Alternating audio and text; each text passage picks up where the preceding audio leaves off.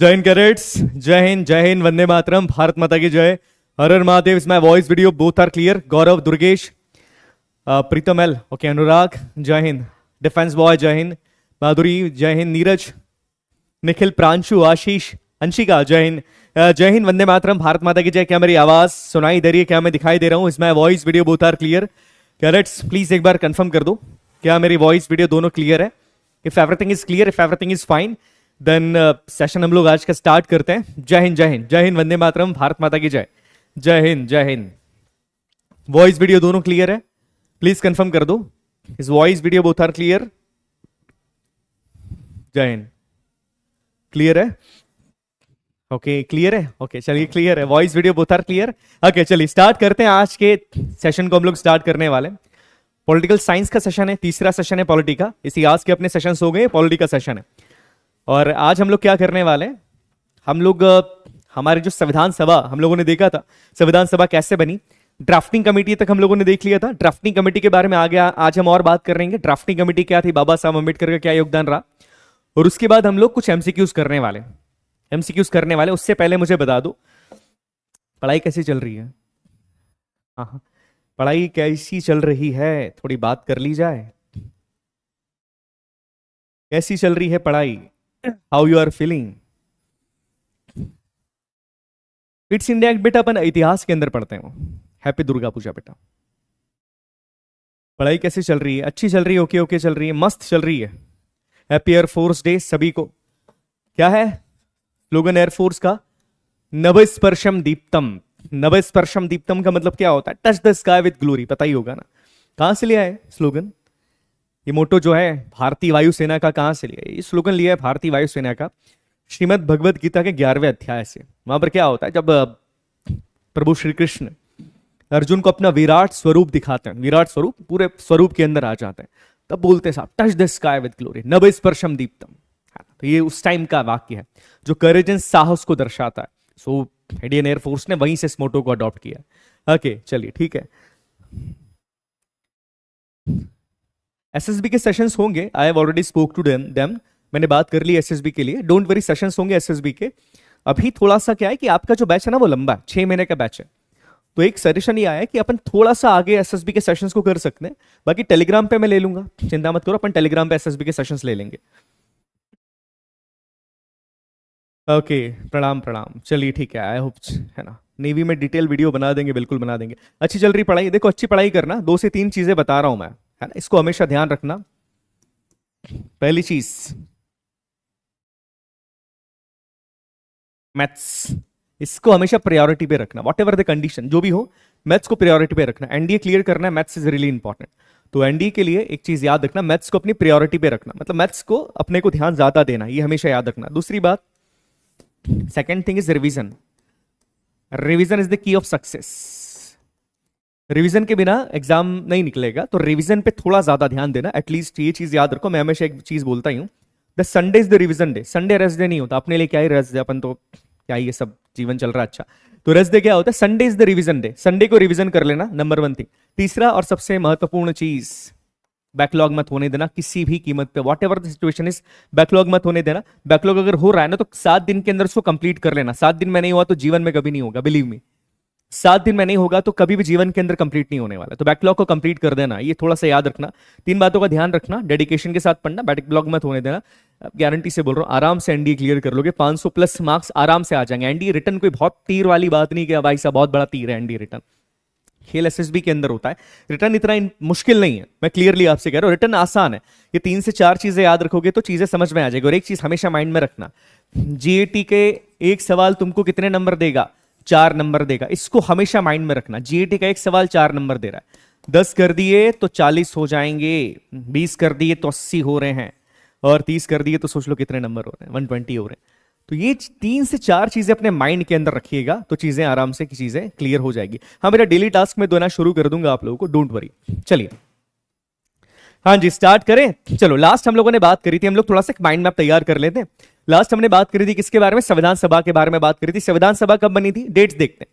संविधान सभा बनी थी 6 अक्टूबर, नॉट दी 6 अक्टूबर यार, 6 दिसंबर 1946 को संविधान सभा बनकर तैयार हो गई, है ना। फर्स्ट मीटिंग कब हुई थी? 9 दिसंबर को फर्स्ट मीटिंग हो गई। 9 दिसंबर 1946 को फर्स्ट मीटिंग होती है, 11 दिसंबर 1946 को सेकेंड मीटिंग होती है, 13 दिसंबर 1946 को क्या आता है, ऑब्जेक्टिव रेजोल्यूशन लेकर आते कौन, पंडित जवाहरलाल नेहरू जी। यहां तक हम लोगों ने चीजें कर ली थी, यहां तक कर ली थी। अब इसके बाद हम लोगों ने देखा था कि कई सारी कमिटीज बनाई गई थी संविधान सभा के अंदर भारत के संविधान को बनाने के लिए, बिकॉज भारत का संविधान बनाना it's not an easy task, किसी के भी बस की बात नहीं है कि हाँ भैया भारत का संविधान बना दिया। It was a difficult task, obviously it was a difficult task. Bharat के संविधान को बनाने के लिए क्या किया गया, कई सारी कमिटीज बनाई गई। कितनी मेजर कमिटीज थी, 8 मेजर कमिटी थी, और हमने देखा 14 माइनर कमिटीज थी। इन 8 मेजर कमिटीज में से जो सबसे इंपॉर्टेंट कमिटी थी, it was the drafting committee. It was the drafting committee, जिसका काम था संविधान का ड्राफ्ट तैयार करना। और यही से हमने देखा था कि इस कमिटी के जो चेयरमैन थे, ही वॉज दी बाबा साहब अंबेडकर। बाबा साहब अंबेडकर के बारे में हम लोगों ने बात करी थी, भीमराव अंबेडकर साहब। बाबा साहब Ambedkar was the chairman of drafting committee. तो ड्राफ्टिंग कमेटी से स्टार्ट करते हैं अपन लोग, इसी कहानी को आगे ले जाएंगे, कंप्लीट करेंगे। उसके बाद अपन एमसीक्यूज करने वाले, आज बहुत सारे एमसीक्यूज है, बिलीव मी बहुत सारे एमसीक्यूज अपन करने वाले, तो कंफ्यूज मत होना। और इन बिटवीन कोई संदीप, अभी जब तक एसएसबी का जो रिकॉर्डेड सेशंस देकर रखे ना, वो देख लो जब तक, है ना। सारे बच्चों से बोल रहा हूं मैं, एसएसबी के रिकॉर्डिंग सेशंस होंगे अभी आपके पास, एसएसबी का रिकॉर्डेड सेशन होगा, वो थोड़ा बहुत देख लेना। इसके अलावा यूट्यूब पे मैं लेके आ ही रहा हूं, वो देख लेना। दूसरी बात, टेलीग्राम पे अपन स्टार्ट कर देंगे। टेलीग्राम पे स्टार्ट करने के लिए थोड़ा सा मेरे को टाइम दे देना, बिकॉज अभी थोड़ी सी व्यस्तता चल रही है। टेलीग्राम पे अपन स्टार्ट कर देंगे, वहां पर रोज 1 आध घंटे, वीक में 3 दिन भी हो गया, then it would be great for you and me also, हो जाएगा दोनों पर। हाँ क्या, हाँ नेहरू ऑब्जेक्टिव बताया था ना गौरव कुमार मैंने। बेटा देखो गौरव, ये अपन ने पहले कर लिया था ना, लास्ट लेक्चर के अंदर करा था। हाँ ये लास्ट लेक्चर के अंदर करा था। राइट टू सिगरेट, देखो रितेश, पिछली बार भी तुमने ये पूछा था राइट टू सिगरेट, उस टाइम भी मैंने बताया था। राइट टू सिगरेट का मतलब होता है क्या, कि किसी भी देश को, देश के अंदर किसी भी स्टेट को उस देश से बाहर जाने का अधिकार है। It was the right to cigarette, ये राइट टू सिगरेट होता है ना। चलो एक रिक्वेस्ट मैं करूंगा सारे बच्चों से, देखो लिटरली अगर डाउट है ना तो पूछ लिया करो, डाउट नहीं है ना तो बेटा तो बाकी बच्चों को कंफ्यूज मत करना। बस मैं ये चीज करना चाह रहा हूं, मैं, मेरे को बुरा नहीं लगता, मैं डाउट का जवाब दे दूंगा, obviously it's my duty to resolve your doubts. But क्या होता है, कई बच्चे ऐसे हैं यार जो मतलब बड़ी मुश्किल से पढ़ाई लिखाई कर रहे हैं, तो उनका टाइम नहीं वेस्ट होना चाहिए, थोड़ा सा ध्यान रखना। बाकी जो होगा तो अपन कर ही लेंगे। चलिए स्टार्ट करते हैं। अब देखो ड्राफ्टिंग कमेटी के बारे में हम यहां से चीजें स्टार्ट करना शुरू करेंगे। अब देखो सवाल सबसे पहला ये आता है कि नाम है ड्राफ्टिंग कमेटी, ड्राफ्टिंग कमेटी का मेजरली काम क्या था, संविधान का ड्राफ्ट तैयार करना, साचा तैयार करना। इसके बारे में मैंने बात करी भी थी। दुनिया में सबसे मुश्किल काम क्या होता है, स्ट्रक्चर तैयार करना। That is the most important and most difficult work of the world, याद रखना। दुनिया का सबसे मुश्किल काम है स्ट्रक्चर तैयार करना। अब अपन एसएसबी के बारे में बात करते थोड़ा सा। जब हम एसएसबी के बारे में बात करते हैं, एसएसबी में किसका असेसमेंट किया जाता है, आपका असेसमेंट किया जाता है। मतलब किसी पर्सन का असेसमेंट वहां पे किया जाता है। बढ़िया। अब आपका जो स्ट्रक्चर है, वो स्ट्रक्चर आपका बड़ा मजबूत होना चाहिए, और स्ट्रक्चर पे ही सारी चीजें डिपेंड करती हैं। यहां पर स्ट्रक्चर का मतलब तुम्हारे बॉडी स्ट्रक्चर से नहीं है, यहां पर स्ट्रक्चर का मतलब है तुम्हारी बेसिक थिंकिंग से। तुम्हारी बेसिक थिंकिंग कैसी है, तुम्हारे अंदर के एथिक्स कैसे हैं, तुम्हारे अंदर के ओएलक्यूज कैसे हैं। और ये ओएलक्यूज और एथिक्स डेवलप करने की जिम्मेदारी किसकी होती है, ये जिम्मेदारी होती है परिवार की होती है, तुम्हारी खुद की जिम्मेदारी होती है कि आप चीजों को कितनी डीपली लेते हो, कितना हार्शली लेते हो, या बिल्कुल नेगेटिव ले लेते हो। तो याद रखना, जैसे एसएसबी के दौरान भी किसी व्यक्ति का बेस सबसे इंपॉर्टेंट होता है, वैसे अगर हम संविधान के बारे में बात करें तो संविधान का बेस सबसे इंपॉर्टेंट था। उसका बेस की, उसका स्ट्रक्चर क्या होना चाहिए, कौन सी चीज कहां पर आएगी, क्या चीज कहां पर रखनी, और ये काम करना हर किसी के बस की बात नहीं थी। इसलिए इस काम को करने की जिम्मेदारी दी गई किसे, बाबा साहब अंबेडकर को दी गई। बाबा साहब अंबेडकर, भीमराव अंबेडकर साहब, है ना। भीमराव अंबेडकर साहब के बारे में बहुत सारी चीजें हैं कि उन्होंने देश के लिए बहुत काम किया ऑब्वियसली। इसीलिए कहीं ना कहीं ड्राफ्टिंग कमेटी के चेयरमैन होने के कारण ही बाबा साहब अंबेडकर को क्या कहा जाता था, बाबा साहब को कहा जाता था कि that he is the chief architect of the Indian constitution. एक छोटा सा किस्सा बाबा साहब के बारे में बताता हूं, उनकी महानता के बारे में बताता हूं। बाबा साहब विदेश में पढ़ने गए थे, विदेश में पढ़ने के लिए वो गए थे। उनके खुद के पास पैसे नहीं थे, किसी की सहायता से बाबा साहब विदेश के अंदर पढ़ने जाते हैं, ब्रिटेन लंदन के अंदर पढ़ने जाते हैं। अब लंदन के जिस कॉलेज के अंदर वो पढ़ते हैं ना, होता यह कि वो उस कॉलेज की लाइब्रेरी के अंदर सुबह उठते ही पहुंच जाते हैं। जैसे ही वो लाइब्रेरी खुले वैसे ही वो सुबह उठते ही वहां पे पहुंच जाते हैं, और रात को जब तक लाइब्रेरी बंद नहीं होती तब तक वो वहां से बाहर नहीं निकलते। इवन खाने पीने के लिए भी वो कहीं वहां से बाहर नहीं निकलते थे। अब वहां का जो लाइब्रेरियन था वो थोड़ा सा उन पे गुस्सा हो गया कि अरे आप कहीं बाहर क्यों नहीं जाते हो, आप बाहर क्यों नहीं जाते हो? आप बाहर जाओ, बाहर अच्छा खाना मिलता है, आप खाना खाओ। आप अपने साथ ये फ्रूट्स थोड़े बहुत लेके आ जाते हो, एक आध एप्पल लेके आ जाते हो, बोले ये चीजें आप करते हो तो इससे तो आपका शरीर थोड़ा सा, आप बीमार भी हो सकते हो। तो बाबा साहब ने वहां पर एक बहुत अच्छा रिप्लाई उसको दिया था। बाबा साहब ने उनको रिप्लाई दिया कि देखिए, ये जो पैसा मेरे ऊपर लगाया जा रहा है, ये पैसा मेरे भारत देश के लोगों का है, और मेरा समय का एक भी क्षण मैं अपने लिए खोना नहीं चाहता हूं, और मैं अपने ऊपर व्यतीत करना नहीं चाहता। मैं चाहता हूं कि मेरे जीवन का एक एक क्षण मेरे देश के लिए व्यतीत हो, मेरे देश की भलाई के लिए व्यतीत हो। दैट इज द रीजन कि मैं खाना खाने के लिए भी बाहर नहीं जाता हूं, मैं पढ़ते पढ़ते ही खा लेता हूं। तो दैट वाज द थिंकिंग, ये चीज उनकी थी। तो याद रखना, बाबा साहब अम्बेडकर के बारे में बहुत अच्छी चीजें हैं, बट अभी एक छोटी सी चीज मुझे याद आई तो मैंने आपको बता दी। चलिए ठीक है। अब देखिए, ड्राफ्टिंग कमेटी का मेजर काम क्या है? देखो, ड्राफ्टिंग कमेटी का मेजर काम यह है कि देखो, हमारा जो संविधान है ना, ये संविधान है, उस संविधान को बनाने के लिए कई सारी छोटी छोटी कमिटीज बनाई गई। जैसे कमेटी, भैया ये कमेटी फंडामेंटल राइट की है, ये कमेटी स्टीयरिंग कमेटी है, बहुत सारी छोटी छोटी कमिटीज है। ड्राफ्टिंग कमेटी का काम ये था कि ये जो कमिटीज रिपोर्ट्स बना बना के दे रही थी, इन कमिटीज की रिपोर्ट्स के आधार पे, ये जो कमिटीज रिपोर्ट बना बना के देती, अलग अलग रिपोर्ट्स बना के दे रही थी, इन कमेटी की रिपोर्ट्स के आधार पे भारत का संविधान तैयार करना है। That was the work of the drafting committee.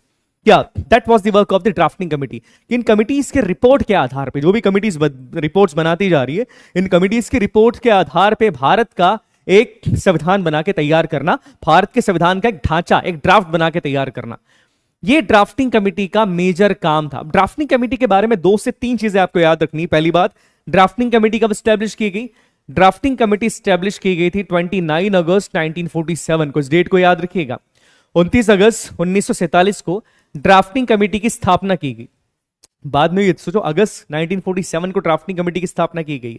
इस कमेटी के अंदर टोटल नंबर ऑफ मेंबर्स के बारे में अगर मैं बात करूं, टोटल नंबर ऑफ मेंबर्स के बारे में बात कर रहे हैं, इस कमेटी में जो टोटल नंबर ऑफ मेंबर्स थे, they are the 7, 7 total number of members थे। कितने? 7 थे। 7 में से चेयरमैन कौन है? बाबा साहब अम्बेडकर। ऑफ कोर्स बाबा साहब जो थे इस कमेटी के चेयरमैन थे, और उनके अलावा 6 मेंबर्स और थे। तो मतलब क्या हो गया? एक बाबा साहब हो गए प्लस 6 अदर मेंबर्स हो गए। ऐसे टोटल 7 मेंबर्स की ये कमेटी थी। याद रखना, कितने मेंबर्स की थी? 7 मेंबर्स की। सवाल पूछा गया। हाँ जी, ये सवाल पूछा गया, ऑब्वियसली सवाल पूछा गया। अब इन कमिटीज के अंदर मेंबर कौन कौन थे? एक बार नाम मगअप करना नहीं, मगअप नहीं करना, मगअप करने वाली बात कभी नहीं होती, रटना वटना वाला मामला नहीं होता, रटना नहीं है, but at least you have to remember that thing. थोड़ा बहुत माइंड में होना चाहिए कि यहाँ कौन मेंबर था कौन नहीं था। 7 मेंबर्स कौन से? ध्यान से देखो, बाबा साहब तो खुद चेयरमैन है, एन गोपाल स्वामी अयंगर साहब, अलादी कृष्ण स्वामी अय्यर साहब, डॉक्टर के एम मुंशी साहब, सैयद मोहम्मद सदादुल्ला। इनका नाम याद रखिएगा, इनका नाम इंपॉर्टेंट है क्यों? Because he was the only Muslim person in the drafting committee. तो सैयद मोहम्मद सदादुल्ला जी ये बड़े इंपॉर्टेंट थे। आगे बात की जाए, एन माधव राव साहब। एन माधव राव साहब जो थे, he replaced B L Mitter who resign due to ill health. क्या हुआ था? बीएल मित्तर थे पहले, बट बीएल मित्तर साहब की तबीयत बड़ी खराब हो जाती है, वॉज एजेड पर्सन। तो क्या करते हैं कि बीएल मित्तर साहब रिजाइन दे देते हैं। अब देखो, कोई रिजाइन देगा तो उसकी जगह दूसरा व्यक्ति आ ही जाएगा। तो बीएल मित्तर की जगह जिस व्यक्ति ने ली, उनका नाम था एन माधव राव साहब। इसके बाद last but not the least, T T Krishnamachari ji. नाम याद रखना, टी टी कृष्णामाचारी जी ने किसको रिप्लेस किया? डीपी खेतान। डीपी खेतान एक सदस्य थे संविधान सभा के, बट क्या होता है कि 1948 के अंदर उनकी मृत्यु हो जाती, ही डाइट, उनकी मृत्यु हो जाती 1948 के अंदर। तो उनकी जगह फिर डीपी खेतान के जगह जो व्यक्ति आते हैं वो होते टीटी कृष्णामाचारी जी। तो इस तरीके से संविधान सभा में कितने मेंबर से? 7 मेंबर से। फोटो में 8 दिख रहे हैं मेरे भाई, फोटो में 8 दिख रहे हैं तो क्या हो गया? पिक्चर में 8 क्यों है? क्यों यार, क्या होता है? देखो, एक चीज मेरी याद रखो, बहुत सारे लोग संविधान सभा के अंदर थे, ड्राफ्टिंग कमेटी के अंदर बहुत सारे मेंबर्स थे, कुछ 7 मेंबर्स थे मेजरली, बट कुछ मेंबर्स ऐसे होते हैं जो कि फ्लोटिंग होते हैं, वो परमानेंट मेंबर नहीं है। किसी काम के लिए आए वो चले गए, किसी काम के लिए आए वो चले गए। तो दैट्स वाई पॉइंट याद रखो। तो ये चीज याद रखिएगा कि कई बार वो मेंबर्स भी इसमें हैं जो कि रिप्लेस कर दिए गए थे, जिनकी जगह किसी दूसरे व्यक्ति ने ली थी। तो इसमें कंफ्यूज नहीं होना है, पिक्चर नहीं आएगा एनडीए एग्जाम के अंदर। एनडीए में आएगा मेंबर कितने, तो 7 याद रखना। ठीक है, ठीक है, ओके। लिख लिया? अभी क्यों लिख रहे हो? क्लास के साथ नोट्स बना, कौन बनाता है क्लास के साथ नोट्स? तो फिर तुम क्लास के साथ नोट्स बनाओगे तो तुम्हारे स्कूल की पढ़ाई में और इसमें क्या डिफरेंस रह जाएगा? क्लास के साथ नोट्स बच्चों वाले काम मत करो, बाद में बनाना आराम से, जब रिवीजन भी हो जाएगा। क्लास के साथ नोट्स बनाना है तो देखो, देखो क्या होता है, मैं शायद किसी चीज को ऐसा बोल नहीं सकता, बट हर सबका तरीका अलग अलग होता है। साइकोलॉजिकली मैं बता सकता हूं क्योंकि मैं खुद एक साइकोलॉजिस्ट हूं। साइकोलॉजिकली क्या है कि जब तुम्हारा ध्यान दो चीजों की तरफ रहेगा कि मुझे नोट्स भी बनाने हैं, मुझे सर की बात भी सुननी है, तुम दोनों चीजों पे एग्जैक्टली फोकस कर ही नहीं सकते। या तो आप मेरी बात पे ध्यान दोगे या आप नोट्स बनाने के ऊपर ध्यान दोगे। सो डू वन थिंग कि नोट्स का काम है ना, बात के लिए रखा करो। नोट्स बनाने में 15-20 आधा घंटा लगता होगा max to max, go for that thing. अभी मेरी बातों को सुनो, जो मैं समझा रहा हूं उसको समझो, रटने वाली बात नहीं है। एनडीए के अंदर या किसी भी एग्जाम में ये चीजें क्यों पूछी जा रही है? अंडरस्टैंडिंग का लेवल तुम्हारे बढ़ाने के लिए पूछी जाती है कि तुम्हारे अंडरस्टैंडिंग का लेवल कितना है। जो बाहर सिविलियन बैठा है उससे ज्यादा नॉलेज तुम्हारे पास होना चाहिए, then only you can become the officer. Otherwise तुम में और उसमें डिफरेंस मेजरली क्या रहेगा? दो ही डिफरेंस होते सिविलियंस और एक फौज के पर्सन में। क्या? पहला discipline, number one is discipline. दूसरा नेवर गिव अप एटीट्यूड। तीसरा नॉलेज। तो बहुत सारी चीजें हैं, इसको समझना पड़ेगा आपको। अब चलिए देखो, ड्राफ्टिंग कमेटी बड़ा इंटरेस्टिंग काम करे। अब देखो ड्राफ्टिंग कमेटी क्या करती जा रही है। ड्राफ्टिंग कमेटी, ये मान लो ड्राफ्टिंग कमेटी है। अब ड्राफ्टिंग कमेटी क्या कर रही है? अलग अलग कमिटीज ड्राफ्टिंग कमेटी के पास रिपोर्ट भेज रही है, और इन रिपोर्ट्स के आधार पर ड्राफ्टिंग कमेटी क्या करती जा रही है? इन रिपोर्ट्स के आधार पर ड्राफ्टिंग कमेटी भारत का संविधान तैयार करती जा रही है। ड्राफ्ट का मतलब क्या होता है? देखो ड्राफ्ट का मतलब होता है एक रफ, एक्जैक्टली संविधान नहीं, एक रफ प्रिंट तैयार करी, एक ब्लू प्रिंट तैयार कर रही। ड्राफ्टिंग कमेटी क्या कर रही? जितनी भी छोटी छोटी कमिटीज हैं, सारी कमिटीज के रिपोर्ट के आधार पे भारत का या भारत के संविधान का ये रफ ड्राफ्ट तैयार करती जा रही, ऑब्वियसली करती जा रही। अब ये पॉइंट याद रखना कि जब ये तैयार करती जा रही है, रफ ड्राफ्ट ये तैयार करती जा रही है, तो ऐसा पहला ड्राफ्ट, मतलब ड्राफ्टिंग कमेटी ने क्या करा? ऐसा एक रफ ड्राफ्ट तैयार करा और पहला ड्राफ्ट संविधान सभा के सामने भेजा। ये संविधान सभा है, ड्राफ्टिंग कमेटी ने इस ड्राफ्ट को बनाया और ये ड्राफ्ट को भेजा संविधान सभा के सामने। अब संविधान सभा के जितने लोग थे, जितने भी मेंबर संविधान सभा के, सब इसको पढ़ेंगे कि क्या ये हमारे भारत का संविधान हो सकता है। इसमें कई सारे मिस्टेक्स निकालेंगे, इसमें कई सारे सजेशंस देंगे। तो याद रखना, ड्राफ्टिंग कमेटी ने ऐसा ही जो पहला ड्राफ्ट है संविधान सभा का, पहला ड्राफ्ट ड्राफ्टिंग कमेटी ने भेजा फरवरी 1948 में। मतलब सारी रिपोर्ट्स के आधार पर पहला एक रफ संविधान, ये अपने संविधान का ब्लूप्रिंट बना के फरवरी 1948 में ड्राफ्टिंग कमेटी संविधान सभा के सामने भेजती है। अब यहां पर एक इंटरेस्टिंग चीज है, ये ड्राफ्ट केवल ड्राफ्टिंग कमेटी संविधान सभा के सामने नहीं भेजती। इस ड्राफ्ट को ड्राफ्टिंग कमेटी ने या भारत सरकार ने उस टाइम की अपनी संविधान सभा ने इसको न्यूज़पेपर के अंदर भी पब्लिश करवाया हुआ है। वाई? न्यूज़पेपर के अंदर पब्लिश करवाया हुआ है। 14 कमेटी है बेटा, याद रखना, 14 कमेटी है। कहां पर 13 दिख रहा है? यहां पर 13 दिख रहा है, ये 14 है बेटा। अच्छा यहां गड़बड़ हो गई, ठीक है 14 है, इट्स नॉट 13। हाँ चलिए, मेरा सवाल ये था कि इस ड्राफ्ट को संविधान सभा ने न्यूज़पेपर में पब्लिश क्यों करवाया? पब्लिक ओपिनियन लेने के लिए। बिल्कुल एक सीधी सी बात है, संविधान देश के लोगों के लिए बन रहा है, और कोई चीज अगर देश के लोगों के लिए बन रही है तो definitely our view is really important. अपना व्यू इंपॉर्टेंट है ना, देश के लोगों का व्यू इंपॉर्टेंट है। Obviously that's the basic thing which is important. तो हमारा व्यू लेने के लिए कि साहब हमारा व्यू क्या है, लोग इसके बारे में क्या सोचते हैं, इसको न्यूज़पेपर में छपवाया गया। और लोग अपना व्यू कैसे देंगे? अब ईमेल वीमेल तो था नहीं उस टाइम पर। लोगों को बोला कि साहब आप क्या करो, आप लेटर लिखो, आपका जो भी व्यू है just send us in the form of letter. आप लेटर वेटर लिखो, लेटर वेटर लिखकर भेजो हमको, और हम आपके व्यूज को समझेंगे। अब ऐसे ही ड्राफ्ट प्रेजेंट किया, पहला ड्राफ्ट प्रेजेंट किया, संविधान सभा ने उस ड्राफ्ट को पढ़ा, लोगों ने भी ड्राफ्ट को पढ़ा, उनको लगा कि नहीं इसमें कुछ चेंजेस करना चाहिए। फिर वो चेंज वापस से संविधान सभा को भेजे। बेसिकली वो चेंजेस के बारे में ड्राफ्टिंग कमेटी को बताया कि नहीं नहीं आपको चेंज करने पड़ेंगे। फिर ड्राफ्टिंग कमेटी ने उन चेंजेस को करके दूसरा ड्राफ्ट भेजा अक्टूबर 1948 के अंदर। अब अक्टूबर 1948 में जब दूसरा ड्राफ्ट आया, उसमें भी संविधान सभा ने कई सारे चेंजेस करे, उसमें भी कई सारे सजेशंस आए कि नहीं ये चेंज करना चाहिए, वो चेंज करना चाहिए। और इसके बाद उन चेंजेस को करने के बाद जो फाइनल ड्राफ्ट भेजा गया, अब आपको ये ईयर याद रखना, ये मंथ याद रखना है। फाइनल ड्राफ्ट संविधान सभा ने भेजा, या फाइनल ड्राफ्ट ड्राफ्टिंग कमेटी के सामने संविधान सभा ने भेजा 4 नवंबर 1948 को। कब भेजा? 4 नवंबर 1948 को। याद रखना, it was the final draft.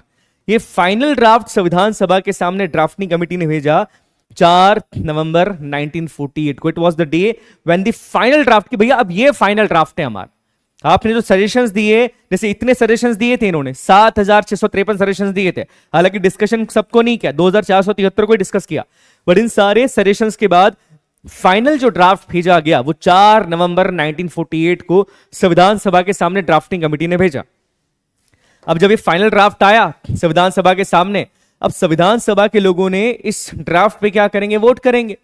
है ना, वोटिंग करेंगे कि क्या हम इसको अपना संविधान माने कि नहीं माने। बहुत सारे मेंबर से संविधान सभा के अंदर वो वोट देकर सोचेंगे कि भैया इसको अपना अपन संविधान माने कि नहीं माने। तो फाइनली याद रखिएगा, जब 4 नवंबर 1948 को फाइनल ड्राफ्ट प्रेजेंट कर दिया, उसके बाद संविधान सभा के 299 मेंबर्स में से, ध्यान से मेरी बात को सुनना, संविधान सभा के 299 मेंबर्स में से 284 मेंबर्स ने इसे संविधान माना और बोला कि हां हम ये मानते हैं कि हमारा संविधान है। और इन 284 मेंबर्स ने उस पर सिग्नेचर करके अपनी सहमति जताई कि हां हम मानते हैं कि दिस इज आवर कॉन्स्टिट्यूशन। और ये अडॉप्ट कब किया इन लोगों ने, संविधान सभा ने संविधान को अडॉप्ट कब कर लिया कि हाँ ये हमारा संविधान है। संविधान सभा ने संविधान को अडॉप्ट किया 26 नवंबर 1949। ये डेट याद रखना, डेट काफी इंपॉर्टेंट है। संविधान सभा ने संविधान को 26 नवंबर 1949 को अडॉप्ट कर लिया। क्या किया, 26 नवंबर 1949 को संविधान सभा ने संविधान को अडॉप्ट कर लिया। अडॉप्ट कर लिया कि हाँ ये हमारा संविधान है, यही हमारा संविधान होगा। 26 नवंबर 1949 को अडॉप्ट कर लिया। बट संविधान को लागू कब किया? देखो, अडॉप्ट करना मतलब हमने मान लिया कि हाँ भैया ये हमारा संविधान है, बट हमने संविधान को लागू कब किया? हम संविधान को लागू कर रहे हैं 26 जनवरी 1950 को। मतलब नवंबर के बाद तुमने दिसंबर छोड़ा और जनवरी 2 महीने बाद तुम संविधान को लागू कर रहे हो पूरे देश में। ऐसा क्यों? ऐसा क्यों? 2 महीने बाद हम लोग संविधान को लागू कर रहे हैं पूरे देश में। Why is that? ऐसा क्या रीजन आ गया भैया कि 2 महीने बाद तुम संविधान को देश में लागू कर रहे हो, अभी लागू नहीं कर रहे हो? क्या रीजन था? हाँ, बहुत सारे बच्चों को इसका आंसर पता है। रिटर्न हो गया, क्वालिफाई, बहुत बढ़िया। एसएसबी की तैयारी करो, रिटर्न क्वालिफाई हो गया, एसएसबी की तैयारी करो, पीपीएनडीटी की तो कर ही लेना। And the most important, you have to work on your communication skills. अपने कम्युनिकेशन स्किल्स पे ध्यान देना। What is the major thing it's required in the forces? That is the power of expression. Power of expression का मतलब क्या होता है कि आप जब किसी से बात करते हैं तो सामने वाले को आप किस तरीके से अपनी बातों के द्वारा इन्फ्लुएंस कर सकते हैं। और अगर आपका पावर ऑफ एक्सप्रेशन सही नहीं है तो आप एक लीडर नहीं बन सकते। लीडर्स क्या होते हैं पता है ना आपको? आपने कई सारी मूवीज देखी होगी। वॉर से पहले लीडर जाता है सामने, अपने साथियों को मोटिवेट करता है कि हमको ये करना है, वो करना है। What is this? This is the power of expression which is required in the forces.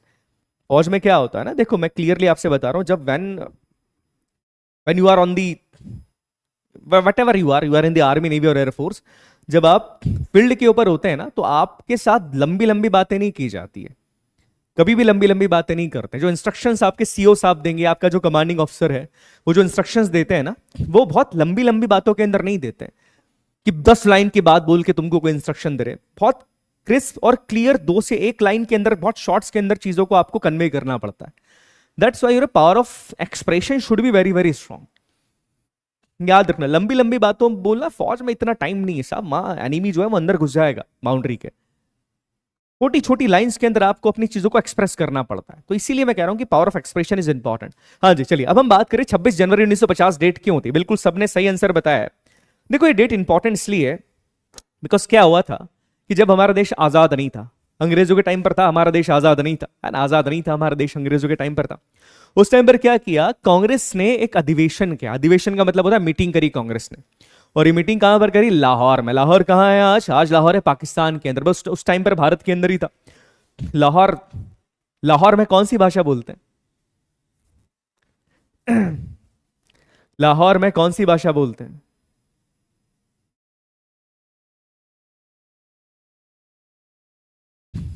हाँ बिल्कुल सही, फौज में कमांड्स दी जाती, फौज में डिस्कशन नहीं होता। And you have to follow the commands in the forces, है ना। तुम्हारे कमांडिंग ऑफिसर ने बोला कि जाके इसको न्यूट्रलाइज कर दो, तो तुमको करना पड़ेगा। तुम सवाल नहीं करते हो वहां पे कि सर ऐसा क्यों। सवाल जवाब वाला मामला फौज में नहीं है। पंजाबी बोलते हैं, है ना, पंजाबी बोलते हैं वहां पे, बहुत बहुत प्योर पंजाबी बोली जाती है आज भी लाहौर के अंदर। तो लाहौर के पंजाबी, पंजाब वाला एरिया था पूरा, लाहौर में पंजाबी बोली जाती है, आज भी पंजाबी बोलते हैं वो लोग। चलो, तो लाहौर में क्या किया, 1929 में सेशन होता है किसका? कांग्रेस का सेशन होता है। अब उस टाइम पे क्या, देश के लोग थोड़े से कम मोटिवेटेड हो रहे थे, किसी रीजन की वजह से देश के लोग थोड़े से कम मोटिवेटेड थे। अब इसका एक उपाय सोचा कि लोगों को मोटिवेट कैसे किया जाए। ये उपाय सोचा पंडित जवाहरलाल नेहरू जी ने। पंडित जवाहरलाल नेहरू जी ने उस टाइम पर भारत के सारे लोगों से कहा कि देखो, हमारा देश जब भी आजाद हो, आज कल 10 साल बाद, 15 साल बाद, 20 साल बाद, हमारा देश जब भी आजाद हो, हर साल 26 जनवरी के दिन, याद रखना, हर साल 26 जनवरी के दिन हम क्या मनाएंगे? हम मनाएंगे पूर्ण स्वराज दिवस, मतलब कंप्लीट इंडिपेंडेंस डे। बट ये सिंबॉलिक फॉर्म के अंदर होगा, हम रियल में आजाद नहीं हो गए, हम रियल में आजाद नहीं हो गए, हम सिंबल के फॉर्म में बनाएंगे इसको कि भैया हम ये आजादी, हम इस दिन आजाद हो जाएंगे। तो ये सिंबॉलिक इंडिपेंडेंस डे बनाने की पहल 26 जनवरी से शुरू हो गई थी। अब फॉर्चुनेटली ये हुआ कि हमको आजादी 15 अगस्त को मिल गई, 15 अगस्त 1947 को हमको आजादी मिल गई। अब इस डे की इंपॉर्टेंस खत्म ना हो जाए, बिकॉज भारत के लोग इतने साल से इंडिपेंडेंस डे इसी दिन मना रहे थे, तो इस दिन की इंपॉर्टेंस खत्म ना हो जाए, इसीलिए किया गया कि देखो हमने क्या किया, हमने बोला कि नहीं इस डे की इंपॉर्टेंस खत्म नहीं होने देनी है। इसलिए क्या किया गया, हमने कहा कि भारत के संविधान को पूरे भारत में 26 जनवरी 1950 को ही किया जाएगा। Got my point? समझ में आ गया? क्लियर हो गया? क्लियर हो गया? हाँ जी।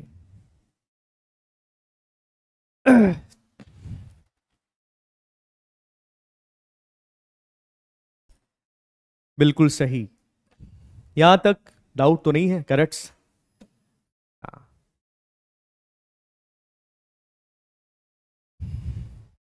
Anoop, we can not say anything. इस बार 12-13 क्वेश्चंस आ गए थे, वी कैन नॉट से, है ना, भरोसा नहीं है। Got it? चलो बढ़िया यार। मतलब कई बार मेरा मन करता है पता है कि तुम लोग सामने बैठे और मैं तुमको पढ़ाऊं, सामने बैठ के पढ़ाऊं। अभी ये ठीक है कैमरा है तो मैं फील कर लेता हूं कि तुम लोग सामने ही हो, बट तुम सामने होते और मैं तुमको पढ़ाता तो और मजा आता मुझे, है ना?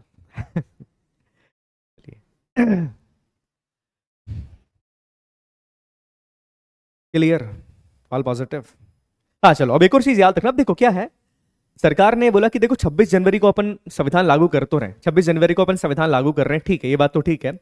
पर जिस दिन देश में संविधान, जिस दिन संविधान बनके तैयार हो गया, उसी दिन से कुछ नियम कायदे कानून देश में लागू करना जरूरी है। कब तक? 2 महीने तक वेट थोड़ी ना कर सकते। तो सरकार ने क्या करा, 15 ऐसे आर्टिकल्स थे, आर्टिकल क्या, नियम है, रूल्स है, 15 ऐसे आर्टिकल्स से, याद रखना 15 आर्टिकल्स ऐसे थे जो कि अपने देश में 26 नवंबर से ही लागू हो गए। मतलब 26 नवंबर से ही सरकार ने लागू कर दिए थे। ये 15 आर्टिकल्स कौन से थे, रटने की जरूरत नहीं है आपको, बस ये पॉइंट याद रखना। जैसे सिटीजनशिप के, नागरिकता के कुछ आर्टिकल्स थे, कुछ इलेक्शंस के आर्टिकल्स थे, कुछ पार्लियामेंट के आर्टिकल्स थे, ये उसी दिन सरकार ने लागू कर दिए थे कि बोला नहीं ये आर्टिकल्स जो है ये आज से ही लागू है।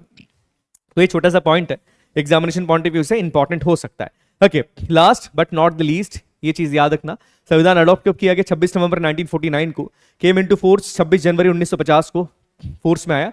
और कितने मेंबर्स ने? 284 मेंबर्स ने इस संविधान के ऊपर सिग्नेचर किए थे। तो देखो इस तरीके से हमारे भारत का संविधान बनकर फाइनली तैयार हो जाता है। Got my point? हाँ जी।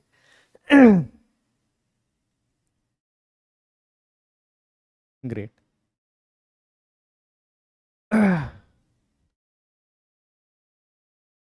इसलिए अपन 26 नवंबर को कॉन्स्टिट्यूशन डे मनाते, संविधान दिवस मनाया जाता है 26 नवंबर को। तो 24 जनवरी को बेटा साइन किया था, कितना? 24 जनवरी को ये 284 मेंबर्स ने साइन किया था, है ना, जो साइन कर रहे हैं ना 284 मेंबर्स, ये 24 जनवरी को साइन कर रहे हैं। नोट कर लेना, करना हो तो 24 जनवरी 1950 को, 2 दिन पहले ये लोग साइन कर लेते हैं। ओके चलिए, आर्टिकल 370 के बारे में बात करेंगे अपन। बात अभी आज इलेक्शन चल रहे हैं ना, इलेक्शंस कहां पर है? कश्मीर के अंदर इलेक्शंस है इलेक्शंस, हाँ इलेक्शंस चल रहे हैं, है कि नहीं इलेक्शंस? हाँ इलेक्शंस है। वैली में इलेक्शंस करवाना अपने आप पे बहुत बड़ा टास्क है, बिलीव मी, बहुत बड़ा टास्क है। कश्मीर के बच्चों को पता होगा कि कितनी सिक्योरिटी वहां पर होगी, है ना। चलो अब कुछ फैक्ट्स के बारे में बात करेंगे अपन, कुछ इंपॉर्टेंट फैक्ट्स। इन फैक्ट्स को आपको याद रखना। जैसे फैक्ट्स क्या है कि अपने संविधान को बनने में कितना समय लगा, भारत के संविधान को बनने में कितना समय लगा? भारत के संविधान को बनने में लगे 2 साल 11 महीने 18 दिन। कितना टाइम लगा, ये सवाल पूछा है एनडीए ने कि भारत के संविधान को बनने में कितने दिन लगे। भारत के संविधान को बनने में लगे 2 साल 11 महीने 18 दिन। इसको नोट करना, जिसपे स्टार बना रहा हूं, एटलीस्ट वो याद रख लेना, बाकी नहीं याद रखोगे तो चल जाएगा। संविधान सभा के कितने सेशंस हुए थे, मतलब कितने सेशंस के बाद संविधान बना? तो 11 सेशंस हुए थे। याद रखना कितने सेशंस हुए, 11 सेशंस यहां पर हुए थे। संविधान सभा में कितनी महिलाएं थी? 15 महिलाएं थी। कितनी महिलाएं थी? 15 महिलाएं थी। याद रखना संविधान सभा में 15 महिलाएं भी है। हमारे देश में महिलाओं को इक्वालिटी का दर्जा दिया जाता है कि नहीं दिया जाता? बताओ मुझे, मैं आपसे पूछना चाहता हूं। यू आर मैच्योर, मैं बात कर सकता हूं ना ऐसे तुम लोगों से? मतलब यहां पर कोई वो तो नहीं है कि नहीं सर आपने ऐसा क्यों बोला, हम आगे वो आगे, ऐसा चीज तो नहीं है। आई एम एक्सपेक्टिंग कि you all are mature people, चाहे गर्ल्स हो या बॉयज हो, यू ऑल आर मैच्योर। अपने दिल पे हाथ रख के बताओ, क्या हमारे देश में महिलाओं के साथ समान व्यवहार किया जाता है? Are women's are equal in our country? Seriously बताना मुझे, in our women's are equal in our country, yes और नो? दिल से बताना इस चीज को, क्या जवाब हो सकता है इस चीज का? नॉट कंप्लीटली, कुछ बोल रहे सर है, कुछ बोल रहे नॉट कंप्लीटली। चलो एक सवाल मैं आपसे पूछता हूं, क्लियरली डिफरेंसेस आप देखना इस चीज के बीच में। शहर में, क्या शहरों के अंदर महिलाओं के साथ समान व्यवहार किया जाता है? शहरों की बात कर रहा हूं मैं, शहरों में, विलेजेस की बात नहीं कर रहा हूं मैं। क्या शहरों में महिलाओं के साथ समान व्यवहार किया जाता है? शहर में, अपन डिस्टिंग्विश करते हैं थोड़ा सा, आपके दिमाग पे थोड़ा जोर डालता हूं मैं। क्या शहरों में महिलाओं के साथ समान व्यवहार किया जाता है? शहरों की बात की जाए तो, सिटीज की बात की जाए, इसका जवाब होगा हाँ। हाँ, शहरों में कहां पर महिलाओं के साथ या गर्ल्स के साथ डिस्टिंक्शन कर दिया गया? कहां किया गया? किस शहर में किया जाता है? कहीं नहीं किया जाता। शहरों में महिलाओं की समस्या ज्यादा नहीं है, नहीं मैं क्लियरली बोल रहा हूं, गर्ल्स आर डूइंग जॉब। शहरों की बात कर रहा हूं मैं, गांव की बात नहीं कर रहा हूं, अपने हिसाब से मत देखिएगा, अब शहरों के हिसाब से देखिएगा। शहरों में समान व्यवहार किया जाता है, आपको कोई रोक नहीं रहा है, आपको कोई टोक नहीं रहा, आप कोचिंग जाते हैं, इंस्टीट्यूशन जा रहे हैं। मैं सेफ्टी की बात नहीं कर रहा हूं, मैं यहां पर मैं समान व्यवहार की बात कर रहा हूं। आपके साथ सच भेदभाव शहरों में नहीं किया जाता है, शहरों में नहीं किया। सेफ्टी की बात नहीं कर रहा हूं, सेफ्टी की बात पे आएंगे अपन। बट अगर मैं गांव की बात करूं, आज भी भारत के कई सारे विलेजेस के अंदर महिलाओं के साथ समान व्यवहार नहीं किया जाता। We have to accept that thing, नहीं किया जाता ना। गांव में कहाँ करते हैं? आप गांव में जाके देखो, गांव में, मैं अपने एरिया की बात बताऊं, अब बोलना नहीं चाहिए, कोर इलाकों की बात बताएं, वहां पर लड़का पढ़ रहा है, सब लड़की नहीं पढ़ रही है। गांव में किया जाता है, डिफरेंसेस किया जाता है, गांव में समान व्यवहार नहीं किया जाता है, एक लेवल तक नहीं किया जा रहा है। ये नहीं बोल रहा हूं कि सारे गांव के अंदर ऐसी कंडीशन है, बट हाँ कई गांव ऐसे हैं भारत में जहां पर महिलाओं के साथ समान व्यवहार नहीं किया जाता है। तो कभी ऐसे सवाल ये एसएसबी के अंदर आ जाए ना, तो याद रखना कि वुमेन एम्पावरमेंट की जरूरत शहरों से ज्यादा गांव के अंदर है। गांव में उस बच्ची को जरूरत ज्यादा है जिसको पढ़ने नहीं दिया जा रहा है, इसको कई बार पेट में मारने की कोशिश भी की जाती है। तो बच्चियों के लिए उनकी कंडीशन को निखारना जरूरी है। अब सेफ्टी के बारे में बात करें तो देखो, सेफ्टी तो नहीं है भाई, क्लियरली मैं कहने में भरोसा रखता हूं, सेफ्टी तो बड़ी मुश्किल है। वुमन सेफ है? नहीं है सेफ नहीं है। ऐसे सेफ है? आप देखो न्यूज़पेपर के अंदर रोज न्यूज आती है, बंगाल के अंदर क्या हुआ अभी देखा आपने, कोलकाता के अंदर डॉक्टर के साथ ये चीज हुई है। हर रोज आप देखते हैं 3 साल की बच्ची, 4 साल की बच्ची, 5 साल की बच्ची, 6 साल की बच्ची, इनके साथ गलत व्यवहार किया जाता है। तो safety is a big concern in our country. अभी सेफ्टी को इंश्योर कैसे किया जा सकता है?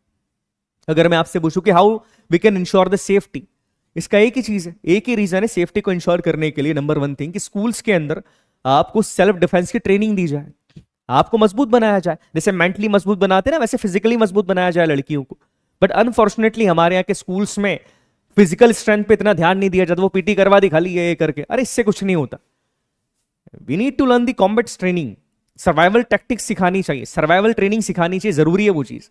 और इसके लिए कोई वायलेंस नहीं हो रहा है कि कई लोग कहते हैं कि सर सर्वाइवल टैक्टिक्स सिखाएंगे तो लोग वायलेंस करना शुरू कर देंगे, अरे ऐसा पॉसिबल थोड़ी ना है। सेल्फ डिफेंस जरूरी है, इसलिए मैं अपनी हर स्टूडेंट से एस्पिरेंट से कहता हूं, आप लड़का हो या लड़की हो, लर्न दी सेल्फ डिफेंस बेटा, वो बहुत जरूरी है। अपने आप को फिजिकली मजबूत बनाओ।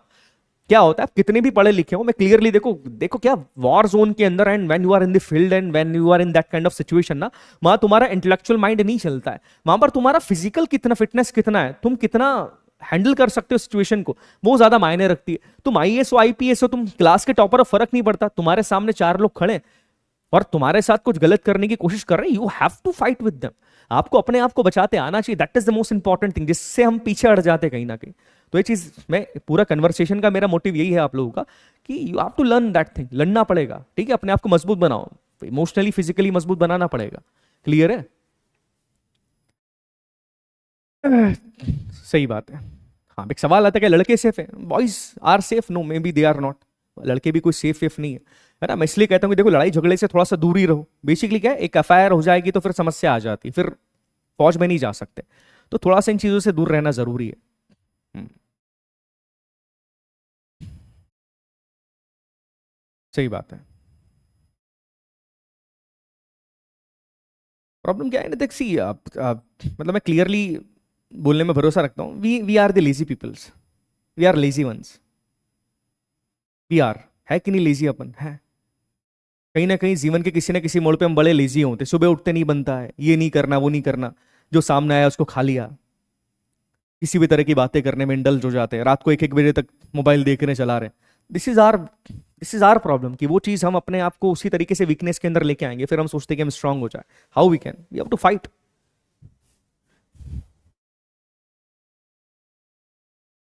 सही बात है।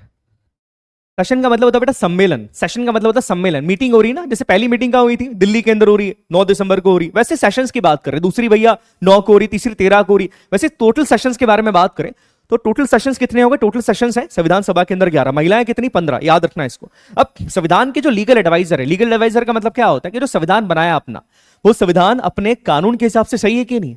ऐसा तो नहीं कि संविधान में कुछ ऐसी चीज जोड़ दी हो जो कानून के हिसाब से सही नहीं है। तो हमारे संविधान के जो लीगल एडवाइजर थे, ये सवाल 3 बार पूछा एनडीए ने। हमारे संविधान के लीगल एडवाइजर थे बेनेगल नरसिंह राव साहब, नोट करना इनका नाम, it's really important. BN Rao साहब, बेनेगल नरसिंह राव साहब was the legal adviser of the constitution of India. Bharat के संविधान के लीगल एडवाइजर कौन थे? बेनेगल नरसिंह राव साहब was the legal adviser of the constitution of India. है ना, क्लियर है? अब बात करेंगे ना बेटा कौन कौन सी 15 महिलाएं थी, बताऊंगा मैं उनके बारे में।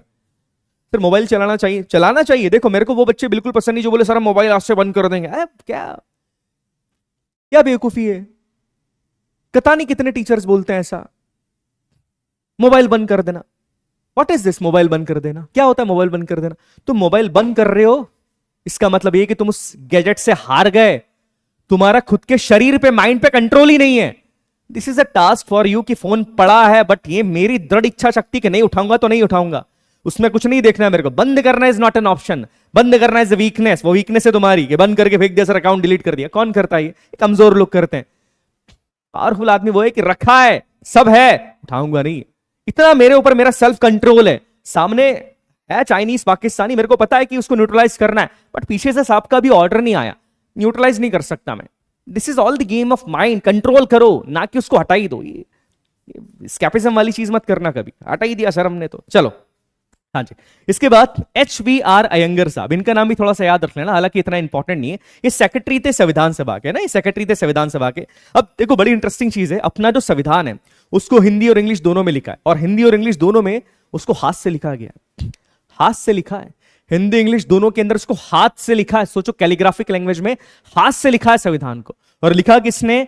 उनका नाम था Prem Behari Narayan Raizada. He was the chief calligrapher. Note करिएगा इनका नाम। इन्होंने भारत के संविधान को हाथ से लिखा है, हैंड रिटन है अपना संविधान। आज कहां है पता है? आज म्यूजियम के अंदर है। कौन सा? पार्लियामेंट के म्यूजियम के अंदर है।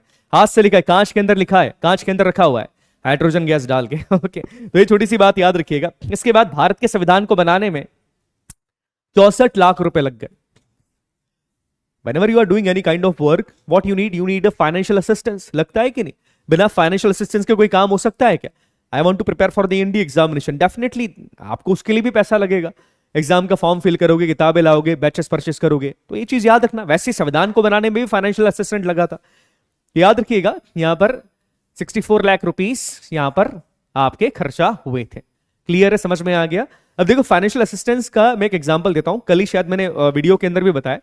परसों ग्रुप के अंदर एक स्टोरी लिखी थी बच्चे ने, बढ़िया स्टोरी लिखी। He was a CDS aspirant, लड़की है वो, and she has cleared CDS 3 times. 3 time उसने CDS क्लियर करा है।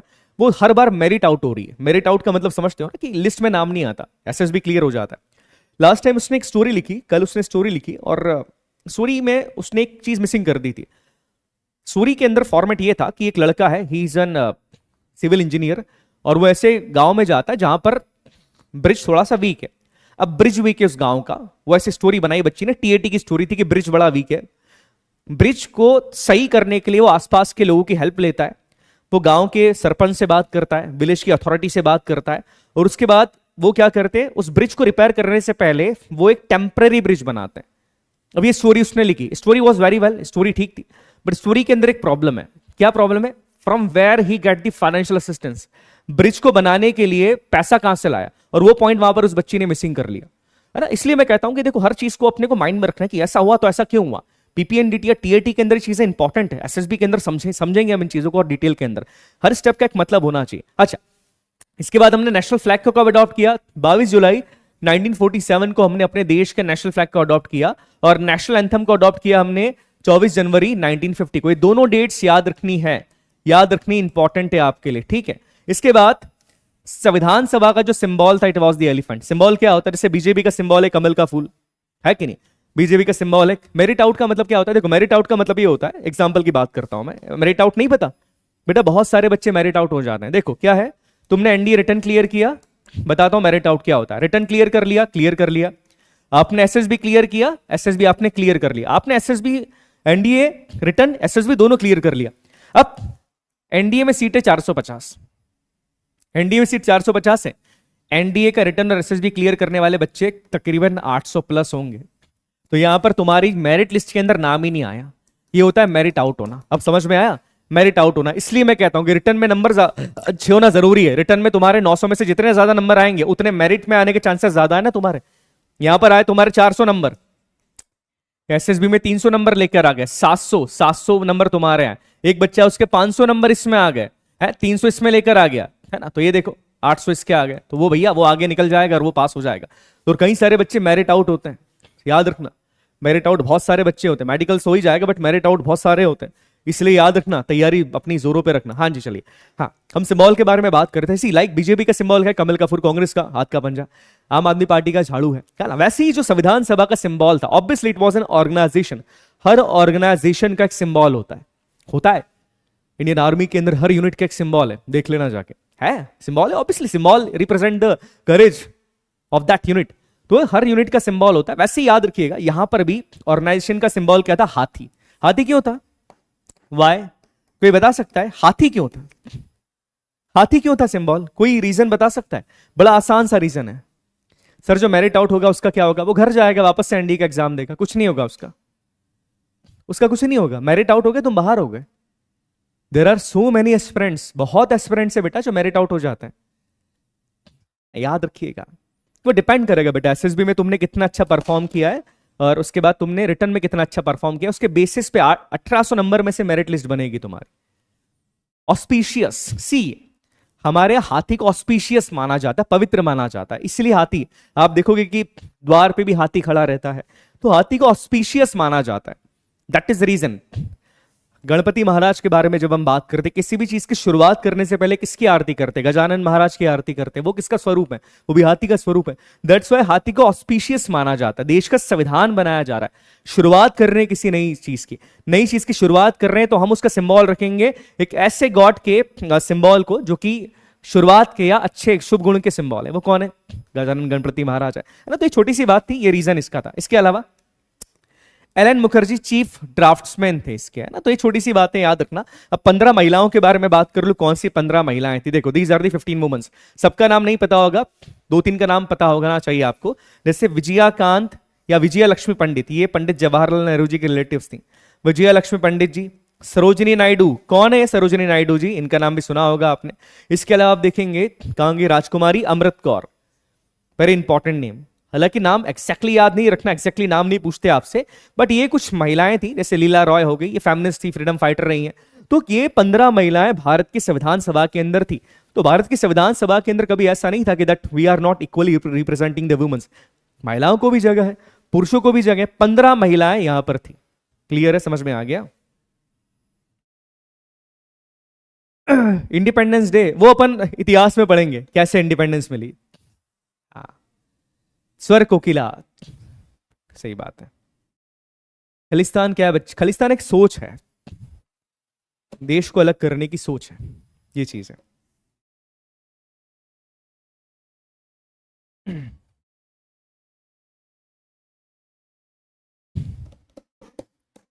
Ready for the test? अब हो गया, कंप्लीट हो गया चैप्टर। नेशनल एंथम नहीं पता आपको? राष्ट्रगीत और राष्ट्रगान।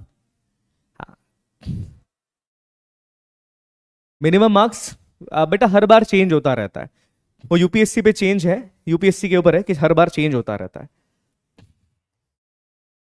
चलिए सवालों के लिए रेडी, टेस्ट के लिए रेडी? रेडी हो जाओ तो बता देना कि हाँ सर रेडी।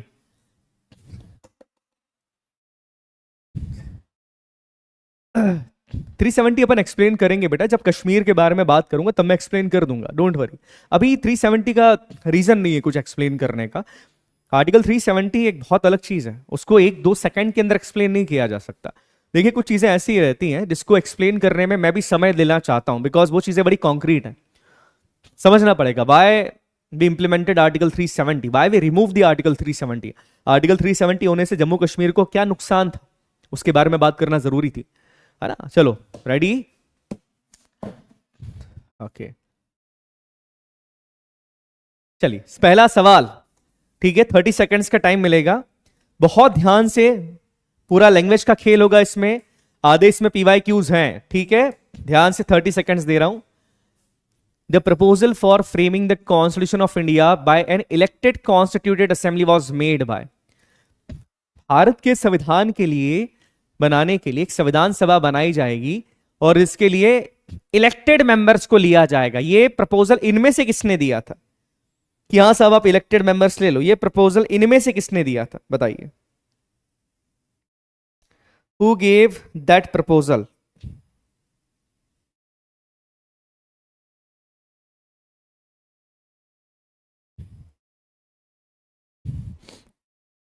ध्यान से देखिए,